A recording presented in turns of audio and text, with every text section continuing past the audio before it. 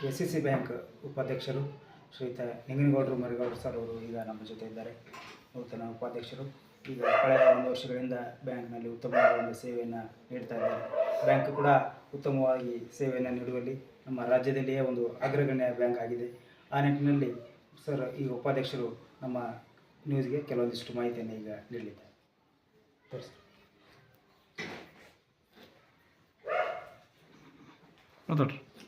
Hello, ಈ ವರ್ಷ ನಮ್ಮ KCC ಬ್ಯಾಂಕು 4,65,00,000 ರೂಪಾಯಿ ಪ್ರಾಫಿಟ್ ಇದೆ.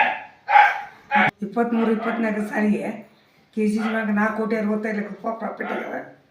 ಮತ್ತು 10ನೇ ಬ್ರ್ಯಾಂಚ್ ಓಪನ್ ಮಾಡಿ ಹೊಸದಾಗಿ ಮತ್ತು ಸುಲಭ ಪ್ರಗತಿ ಹೊಂಟದ. ರೈತರಿಗೆ ಸಾಲ ಕೊಡೋದು ಎಲ್ಲ ವ್ಯವಹಾರ ಸಣ್ಣ ನಡ್ತದೆ. ಮತ್ತು ಇವು NFP ಸಾಲ ಕೊಡಕತ್ತೀವಿ. ಮತ್ತು ಎಲ್ಲ ಅನುಕೂಲ ಸಲುವಾಗಿ ನಮ್ಮ KCC ಬ್ಯಾಂಕ್ ರೈತರ ಬೆನ್ನೆಲುಬಾಗಿ ನಿಂತದ. ಸರ್ ಅಧ್ಯಕ್ಷರು, ಈ ಒಂದು 1ನೇ ಅವಧಿಯಲ್ಲಿ 720 ಕೋಟಿ ರೂಪಾಯಿ ಬೆಳೆ ಸಾಲ ನೀಡುವ ಗುರಿಯನ್ನು ಹೇಳಿದ್ರು ಸರ್. ಅದ್ರ ಬಗ್ಗೆ ನಿಮ್ಮ ಅಭಿಪ್ರಾಯ ಏನು? ಎಲ್ಲ ಇದು ಕೊಡಕತ್ತೀವಿ. ಹಾಂ ಸರ್. ಇನ್ನೂ ಹೆಚ್ಚಿನ ಪ್ರಮಾಣ ಕೊಡಿಸ್ಬೇಕಂತ ಮಾಡಿರ್ತೀವಿ. ಹಾಂ ಸರ್. ಈಗ ಅಧ್ಯಕ್ಷರು MD ಅವರು ನಾವು ಆಡಳಿತ ಮಂಡಳಿ ಸದಸ್ಯರು ಕೊಡ್ಕೊಂಡು. ಹಾಂ ಸರ್. ಈಗ ನಾಳೆ ಡಿಸೆಂಬರ್ ಫಂಡ್ ಬರ್ತದೆ. ಬಂತಂದು ಕೊಡ್ತೀವಿ ಎಲ್ಲ. ಈಗ ಹೆಚ್ಚುವರಿಯಾಗಿ ಗ್ರ್ಯಾಂಟನ್ನು ಕೊಡ್ಬೇಕಂತ ಆಗಿದೆ ಸರ್.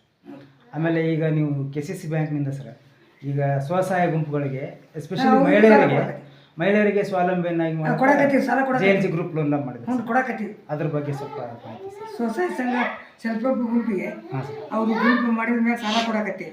2 ಲಕ್ಷ, 3 ಲಕ್ಷ, 5 ಲಕ್ಷ ಹಿಂಗೆಲ್ಲ ಸಾಲ ಕೊಡಕತ್ತೀವಿ. ಈಗ ಎಲ್ಲ ಮಹಿಳೆಯರು ಮರುಪಾವತಿ ಬಗ್ಗೆ ಏನು ಕಟ್ಟಬೇಕು ಯಾವುದಿಲ್ಲ.